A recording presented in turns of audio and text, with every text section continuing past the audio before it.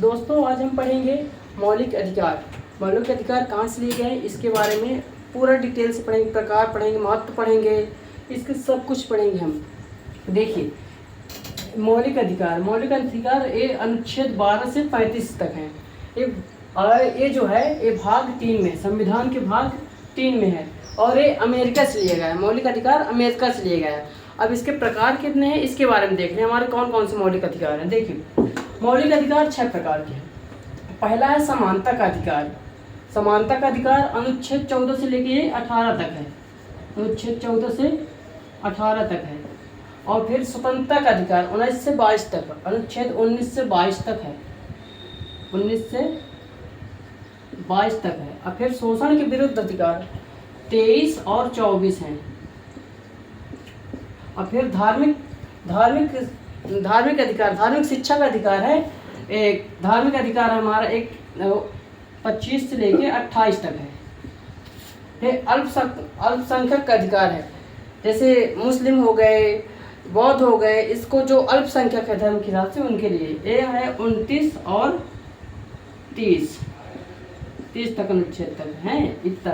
ये संवैधानिक उपचारों का अधिकार है। संवैधानिक उपचारों का अधिकार अनुच्छेद 32 है। अनुच्छेद 32 संवैधानिक उपचारों का अधिकार, इनका मतलब ये जितने भरा अधिकार है ना इनकी सभी का संरक्षण करता है। इसे संवैधानिक अधिकारों का अधिकार कहते हैं। ये संवैधानिक अधिकारों का अधिकार है जो इसमें से हम सुप्रीम कोर्ट तक जा सकते हैं। जैसे हमारे जो मौलिक अधिकार हैं इनमें से कोई भी हमें हनन होता है हमारा मौलिक अधिकार तो हम सुप्रीम कोर्ट तक जा सकते हैं। ये हो गए अधिकार, इसको आप नोट कर लीजिए, अपने रफ में लिख लीजिए ये हैं। अब फिर हम एक एक करके पढ़ेंगे आज। जैसे समानता का अधिकार पढ़ेंगे क्या है, इसके अंदर फिर क्या पढ़ेंगे, 14 पढ़ेंगे, अनुच्छेद 15, 16, 17, 18 पढ़ेंगे। फिर इसको पढ़ेंगे स्वतंत्रता का अधिकार क्या है। तो इसको आप एक बार लिख लीजिए, जल्दी लिखिए इसको।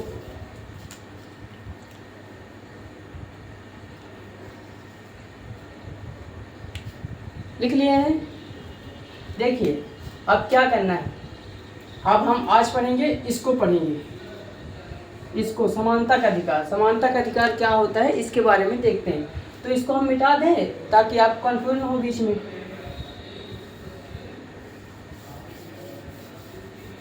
देखिए ये समानता का अधिकार, ये विधिक समक्ष समानता अनुच्छेद 14 क्या कहता है हमारा, अनुच्छेद 14 जो है विधि के समक्ष समानता, मतलब विधिक समक्ष समानता है। ये समानता का अधिकार कहाँ से लिया गया है, ब्रिटेन से लिया गया है। विधिक समक्ष समानता, विधि मतलब होता है कानून, कानून सभी के लिए बराबर। विधि यानी कानून, समानता मतलब समानता यानी सब बराबर, राइट टू इक्वालिटी। तो अनुच्छेद 14 में हमारा यही है कि हम विधिक समक्ष समानता, विधि के समक्ष समानता एग्जाम्पल के तौर पे देख लेते हैं। जैसे देखिए यदि चाहे अंबानी हो, चाहे अंबानी हो, चाहे सलमान खान हो, चाहे कोई सलमान खान का ड्राइवर हो, चाहे आम आदमी हो, चाहे नेता हो, सभी के लिए बराबर कानून है। इसमें कोई भी भेद नहीं किया जाएगा। देखिए जैसे कि इसको लिख लेंगे तो आपको समझ में आ जाएगा।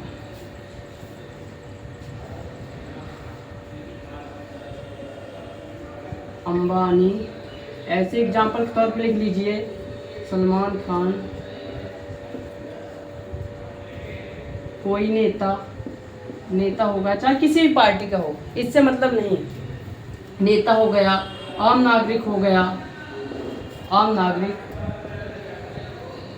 देखिए ये जो विधि है ना, कानून है, वो सभी के लिए बराबर है। इसमें कोई वो नहीं है कि अंबानी के लिए अलग केस होगा, इसके लिए अलग केस होगा, नेता के लिए अलग केस होगा। एग्जाम्पल के तौर पे देखते हैं तो जैसे मान लीजिए मोहन राम की हत्या किया, तो जब मोहन राम की हत्या किया तो मोहन को सजा होगी। यदि चाहे अंबानी ने मोहन की हत्या की तो उसको भी सजा होगी, मतलब कि बराबर सजा होगी। ये हमारा विधिक समक्ष समानता कहता है। ये हो गया। अब इसके थोड़ा और आगे जाते हैं तो इसमें फिर कुछ अपवाद हैं। अपवाद क्या है, जैसे राष्ट्रपति को सजा नहीं होगी, राष्ट्रपति और राज्यपाल की सजा नहीं होगी। जैसे मैंने अभी कहा ना, आपको कंफ्यूज हो गया यहाँ पास कि जैसे अभी तो आपने बताया कि अंबानी जो हत्या करेंगे तो उनको भी सज़ा होगी, कोई आम नागरिक करेगा तो उसको भी उतनी सज़ा होगी।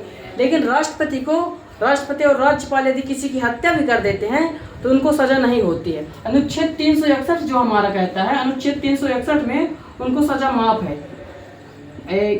राज्यपाल को और राष्ट्रपति को। इनको अनुच्छेद 361 में इसका उल्लेख है कि उनको सज़ा नहीं होगी। सज़ा कब तक नहीं होगी इसके बारे में देखते हैं। देखिए, जब तक वो अपने पद में रहेंगे, राष्ट्रपति,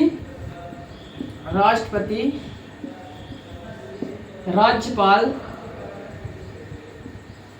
जब तक वो अपने पद में रहेंगे तो उनको सज़ा ना होगी, उनको न्यायिक हिरासत में ना बुलाया जाएगा। और दूसरी बात एक और इसमें देखते हैं, जैसे कि जब तक वो पद में रहेंगे, यानी कि जब से उनका पद ग्रहण हो गया ना, पहले भले केस चलते रहे हो उनके, जब से वो पद ले लेंगे राष्ट्रपति या राज्यपाल का, तो उनका जो पहले के केस थे वो सब बंद किए जाएंगे। और जैसे एक न्यायिक हिरासत मामला होता है, जैसे न्यायिक हिरासत मतलब राष्ट्रपति को कब उसमें बुलाया जा सकता है न्यायालय में, इसके बारे में देखिए। न्यायिक हिरासत मतलब कि समझते हैं क्या है?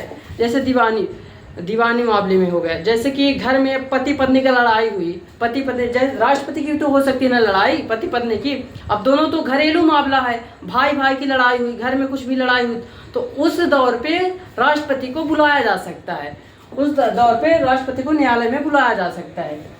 अब ये अनुच्छेद 14 का क्लॉज ए है, विधिक समक्ष समानता, मतलब सभी के साथ समान व्यवहार करेगा। और जो मैंने अपवाद में बताया राष्ट्रपति और राज्यपाल को, उसको भी आप ध्यान रखिए। अब दूसरा आता है अनुच्छेद 14 का क्लॉज 2। इसमें क्या कहता है हमारा कि संरक्षण करेगा, संरक्षण, विधि के समान संरक्षण। जैसे देखिए, वंचितों को संरक्षण करेगा।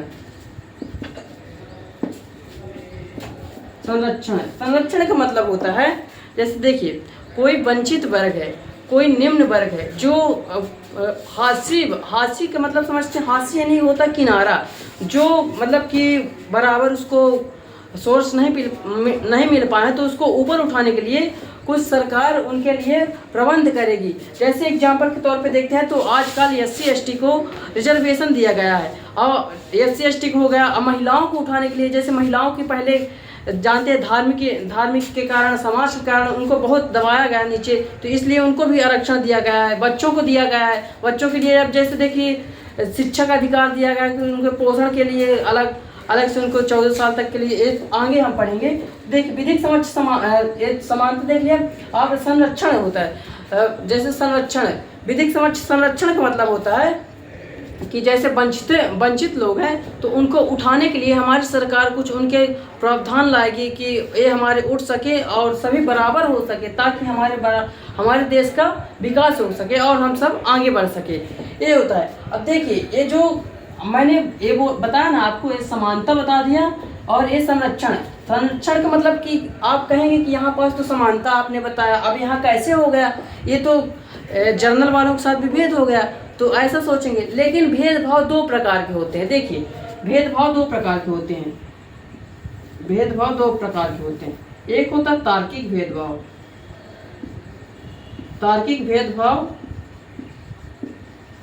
एक अतार्किक होता है अतार्किक भेदभाव। देखिए, तार्किक भेदभाव क्या कहलाता है कि जैसे कोई नीचे है, अब उसको ऊपर उठाने के लिए सरकार कुछ उसके लिए प्रावधान लाएगी। जैसे हम तो सब भारत के ही नागरिक हैं ना, तो उसको ऊपर उठाने के लिए, जैसे मान लीजिए आपके घर में 2 बच्चे, 3 बच्चे हैं, अब एक बच्चा बीमार है, तो उसको उठाने के लिए, उसको थोड़ा अच्छा स्वास्थ्य बनाने के लिए माँ तो उसके लिए अलग से थोड़ा देगी ना। जैसे मान लीजिए माँ उसको अच्छे खिलाएगी पिलाएगी, ताकि वो बराबर में आ सके, सभी बच्चे उसके पालन पोषण हो सके। इसी तरह रिजर्वेशन है। देखिए, इसी तरह एक तार्किक। अब अतार्किक भेदभाव क्या कहलाएगा? जैसे कोई अब कहे कि नहीं, तुम जात के नाम पे, धर्म के नाम पर ऐसे विभेद करे, तो वो अतार्किक भेदभाव कहलाता है। तार्किक भेदभाव क्या है? जैसे कोई वंचित वर्ग है तो उसको उठाने के लिए, मतलब संविधान विभेद करता है, लेकिन किसको करता है विभेद? जो मतलब कि समानता लाने के लिए भी भेद करता है, समानता में समानता लाने के लिए भी भेद करता संविधान हमारा। बाकी ये नहीं करता कि हम किसी के आरक्षण को, किसी को हक छीन के और किसी दूसरे को दे, उसको उठाने के लिए आरक्षण का प्रावधान दिया जाता है इसमें। अब देखिए, अब अनुच्छेद 15 देखते हैं। अनुच्छेद 14 हो गया हमारा, अब अनुच्छेद 15 इसी तरह हम सभी देखेंगे। देखिए ये अनुच्छेद 15, इसमें साफ साफ लिखा है जाति, धर्म, लिंग, भेदभाव के आधार पर बिल्कुल भेदभाव नहीं होगा, इसमें नहीं होगा। जाति, धर्म, लिंग, भेदभाव इसके आधार पर भेद नहीं कर। जैसे राज्य है ना, राज्य इनके आधार पर बिल्कुल नहीं कर। अब राज्य का मतलब क्या होता है, राज्य को देखते हैं। देखिए जैसे राज्य, आप ये समझ जाएंगे कि राज्य मतलब यही सब राज्य। देखिए राज्य क्या होता है, जैसे संघ सरकार हो गया, कार्यपालिका हो गया, न्यायपालिका हो गया, ये जो है ना, जैसे डीएम हो गया, सार्वजनिक स्थान हो गए, वो भी तो है, सब राज्य के अंदर तो है। ये होता है राज्य का मतलब। और जैसे इसमें कोई भी भेद नहीं करेगा। जैसे अब फिर 15 क्लॉज 2 में लिखा गया है, 15 क्लॉज ए हो गया, 15 क्लॉज 2 में लिखा गया है कि इसमें कोई भेदभाव नहीं करेगा। जैसे स्नान घाट हो गए, मनोरंजन पार्क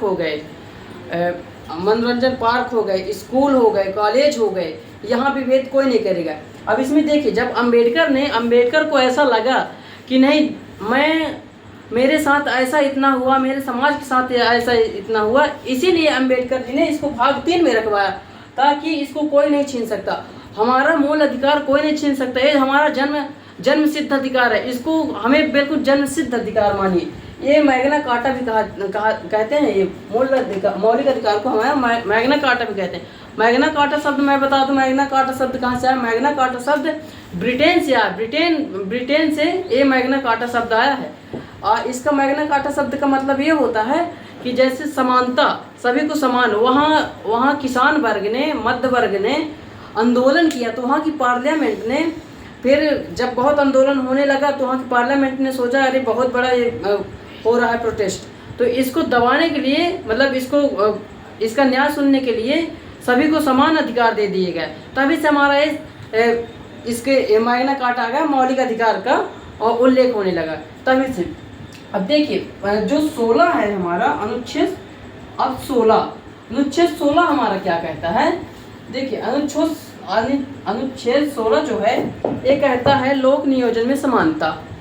लोक नियोजन में समानता क्या होता है, इसके बारे में देखते हैं। लोक नियोजन में समानता, यदि एग्जाम्पल जैसे कि कोई राज्य सरकार या केंद्र सरकार, राज्य सरकार या केंद्र सरकार कोई भी भर्ती निकालती है, तो उसमें सभी को ले लिया जाएगा। उसके न ये किया जाएगा कि तुम स्थान के आधार पे भेदभाव नहीं किया जाएगा, जाति के आधार पर भेदभाव नहीं किया जाएगा। लिख ही दे तो आपको अच्छा रहेगा। देखिए जाति के आधार पर, स्थान के आधार पर, वंश के आधार पर, और स्थान, जाति, ये लिंग के आधार पर, इनके आधार पर भेदभाव राज्य नहीं करेगा कि आप इसमें अप्लाई नहीं कर सकते, फॉर्म नहीं भर सकते, ऐसा कोई नहीं कहेगा आपको। देखिए जैसे जाति के आधार पर क्या होगा, जाति के आधार मैं समझा दूँ जाति का। जैसे कोई कह देगा कि आप इस जाति के हैं, तो इसमें फॉर्म नहीं भरेंगे। आप इस कास्ट से हैं, इसमें फॉर्म नहीं, आप फलाना कास्ट से हैं, इसमें फॉर्म नहीं भर सकते। ऐसा भी भेद बिल्कुल नहीं होगा। अब जैसे स्थान के आधार पे कैसे कि जैसे कोई आप कह दे कि जैसे केंद्र सरकार वैकेंसी निकाली, तो जैसे कोई कह दे कि आप जम्मू कश्मीर के हैं तो आप फॉर्म नहीं भर सकते, आप केरल के हैं तो फॉर्म नहीं भर सकते, आप मध्य प्रदेश के हैं तो फॉर्म नहीं, ऐसा कुछ नहीं है, आप सभी जगह फॉर्म भर सकते हैं, सभी स्थान के। वंश के आधार पर क्या होता है, वंश के आधार पर जैसे कि आप जैसे अशोक सम्राट वंश के हैं, ऐसा है, आप कुलपति वंश के हैं, इस तरह के भेदभाव नहीं किए। अब लिंग के आधार पे जैसे देखिए, लिंग के आधार पे जैसे महिलाओं और पुरुषों को भी भेद थोड़ा किया जा सकता है, वो भी कैसे, उसमें भेदभाव किया जाएगा, तार्किक भेदभाव वो भी है। इसमें लिंग के आधार पर भेदभाव किया जाएगा, लेकिन तार्किक भेदभाव किया जाएगा। अब जैसे IPS के लिए किसी को हाइट चाहिए ना, तो अब उसकी हाइट ही नहीं है, तो अब कैसे हो सकता है? ये हमारा तार्किक भेदभाव हो गया। अब इसमें अतार्किक भेदभाव क्या कहलाएगा? जैसे हम किसी को कहते हैं कि आप उस धर्म के हो, उस जाति के हो, हम तुमको इसमें नहीं करने देंगे, अप्लाई नहीं करने देंगे, ये हमारा तार्किक हो गया। लेकिन जो मैंने बताया आपको, जैसे कि आर्मी के लिए, तो आर्मी के लिए तो हाइट पर्सनालिटी चाहिए ना, अब उसके लिए बराबर है तो उसको तो वो भेदभाव नहीं होगा उसमें। देखिए अब फिर क्या कहलाता है? धर्म के आधार पर। धर्म के आधार पे ऐसा आपको कोई नहीं कहेगा, कोई राज्य नहीं कहेगा, नहीं ना कोई कॉलेज, ना स्कूल, ना कोई भी पर्सन नहीं कहेगा कि आप इस धर्म के हो, मुस्लिम हो, हिंदू हो, सिख हो, ईसाई हो, बौद्ध हो, मैं आपको एडमिशन ना दूंगा। ऐसा बिल्कुल नहीं होगा। ये अनुच्छेद 16 हो गया हमारा। अब जैसे देखिए, अब इसमें महिलाओं और बच्चों को उठाने के लिए इनको विशेष पोषण आहार दिया जाता है। जैसे कि महिलाओं, जैसे गर्भवती महिला रहती है तो उसको हमारी राज्य सरकार ने क्या करता है कि उनको पोषण भरपूर दिलाती है, पोषण देती है। जब से मतलब माँ के पेट में बच्चा आ जाता है, तब से एक तरीके से देखा जाए तो राज्य के अधीन हो जाता है। राज्य के अधीन भैया, जब माँ के पेट में बच्चा आता है, तब से तो राज्य सरकार सब कुछ देने लगती है। जैसे आपको गोली दवाई देगी, सब कुछ देगी, सुविधाएं देगी, हॉस्पिटल है, सब तरह की तो सुविधाएं मिलती हैं। ये हो गया। और जैसे बच्चों को पोषण आहार के लिए, अब देखिए बच्चा जैसे छोटा बच्चा है ना, उसके लिए जैसे कि उसको पोषण आहार के लिए एक अनेकों प्रकार की दरिया हो गई और बहुत सारी चीज़ें मिलती है, प्रोवाइड कर पाती है हमारी सरकार। अब अनुच्छेद 17 क्या कहता है, इसको देख लेते हैं। अनुच्छेद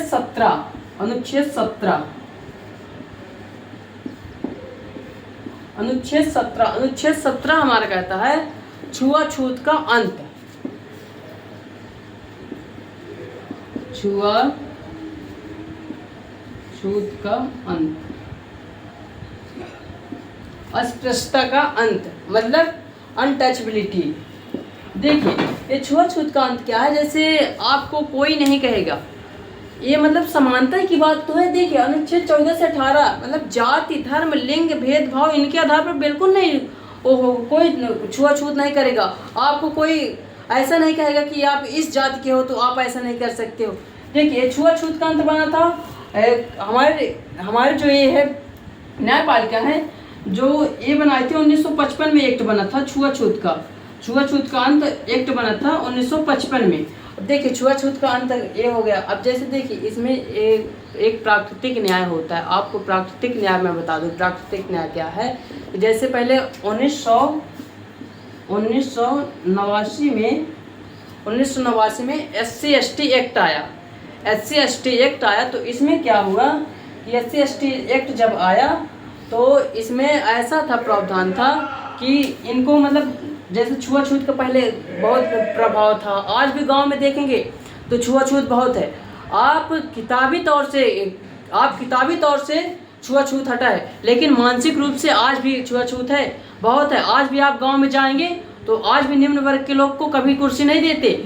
आप जाएंगे उनके घर, कोई आपसे बड़ा है उसके घर जाएंगे, आपको कुर्सी नहीं देंगे, बिल्कुल नहीं देते हैं, पता है मुझे सब ऐसे। अब देखिए जैसे 1989 में SC/ST एक्ट आया तो इसके बहुत दुरुपयोग भी होते, तो शासन ने सोचा, जैसे देखिए दुरुपयोग का मतलब क्या कि बहुत SC/ST ऐसे होते थे कि जैसे उनके ऊपर केस तो होता था, लेकिन ऐसा था कि तुरंत गिरफ्तारी होती थी, उसमें पूछा नहीं जाता था कि जैसे कोई SC/ST को कोई जाति सूचक शब्दों से पहले कुछ भी प्रयोग कर देता कि आप इस कास्ट के हो, ऐसे मतलब जाति सूचक शब्दों से आप समझ सकते हैं, तो उस तरह का बोल दिया करते थे तो उनको केस हो जाता था, तुरंत केस होता था उसमें, और उसमें तुरंत उसको हिरासत में ले लिया जाता था। उसमें बिल्कुल नहीं पूछा जाता था कि आप क्या किए हो क्या नहीं किए हो, पहले तो डायरेक्ट आपको बंद किया जाता था, ऐसा होता था।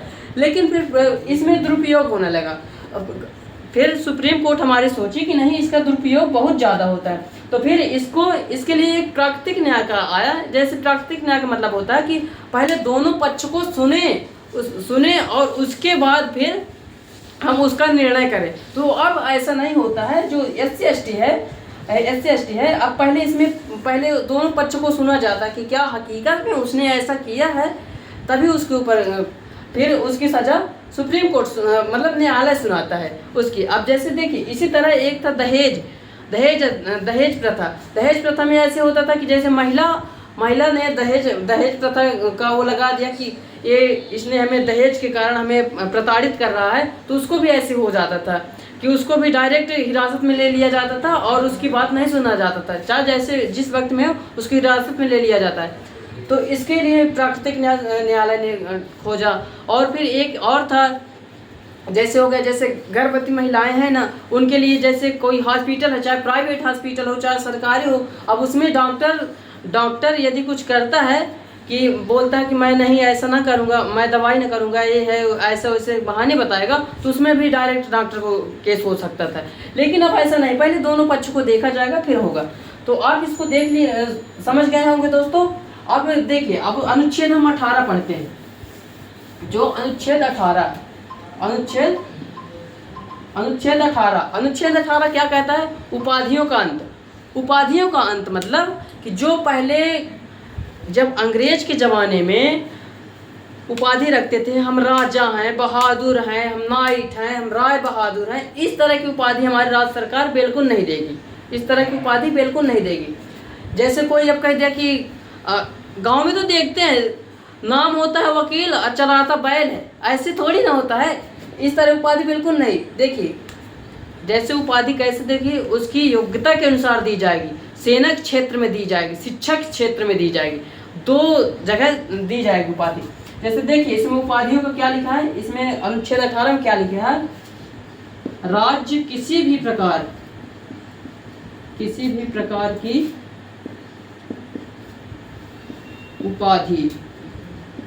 उपाधि नहीं देगा, किसी को किसी भी प्रकार की उपाधि नहीं देगा। अब इसमें क्या है, देखिए, जैसे कि राज्य ऐसा ना करेगा कि जैसे आप इसकी उपाधि ले लो बिना योग्यता के अनुसार, ऐसा बिल्कुल नहीं होगा। और फिर एक क्लॉज 1 हो गया। क्लॉज 2 में क्या लिखा है कि जैसे कोई भी विदेशी नागरिक है, मान लीजिए अमेरिका का नागरिक है और वो हमारे यहाँ रह रहा है, हमारे यहाँ काम कर रहा है, किसी ट्रस्ट में काम कर रहा है। अब उसको कोई बाहरी, जैसे अमेरिका का, तो अब अमेरिका का कोई वो पद नहीं रखेगा कि कह दे कि हम तो अमेरिका के, हम तो यहाँ रखेंगे, ऐसा बिल्कुल नहीं होगा, ऐसा नहीं होगा। और कैसे पद ले सकता है? राष्ट्रपति के अनुसार। यदि राष्ट्रपति कहेगा कि आप पद के साथ अपना नाम लगा लीजिए, आप पद ले सकते हैं दूसरे देश से, तो उस तरह में आप पद ले सकते हैं। अब देखिए, अब इसको बताते हैं कि कहाँ कहाँ इसको उपाधि दी जाती है। उपाधि देखिए 2 जगह दी जाती है उपाधि। अब 3 का आ गया इसका। उपाधि 2 जगह दी जाती है, एक शिक्षक क्षेत्र में दी जाती है, शिक्षा के क्षेत्र में, शिक्षा और सेना के क्षेत्र में, शिक्षा और सेना। देखिए, इस शिक्षक क्षेत्र में जैसे आप अमेरिका से PhD किए हैं तो आपके नाम के साथ वो लगेगी PhD, और शिक्षक क्षेत्र में हो गया। जैसे कोई डॉक्टर है तो उसके नाम के आगे तो डॉक्टर लगेगा ही ना, इसमें हो गया। जैसे कोई मास्टर है तो उसमें भी लगेगा, इस तरह हो। अब सेना के क्षेत्र में क्या होता है, जैसे कोई पुलिस है, इस तरह के इसमें भी ये आप लगा सकते हैं, पुलिस में लगा सकते हैं, आर्मी में लगा सकते हैं, इसको ये इसके नाम के आगे लगा सकते हैं ये।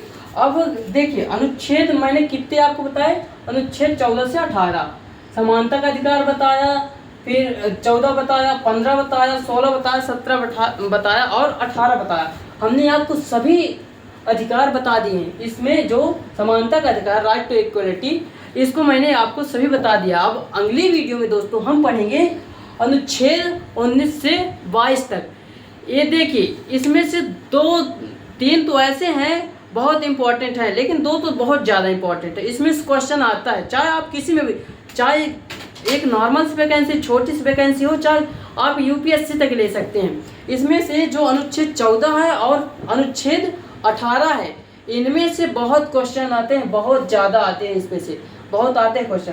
तो मैंने आपको इसको पढ़ा दिया है दोस्तों, अनुच्छेद 14 से लेके 18 तक पढ़ा दिया हूँ। हमको बताएं दोस्तों कमेंट में कि वीडियो हमारी कैसी लगी, आप इसको ज़रूर बताइएगा। और अनुच्छेद अब आप बताएंगे कमेंट में अनुच्छेद कितने से कितने तक है स्वतंत्रता का अधिकार, इसको आप बताइएगा, फिर हम अगली वीडियो बनाएंगे। ठीक है, बाय दोस्तों।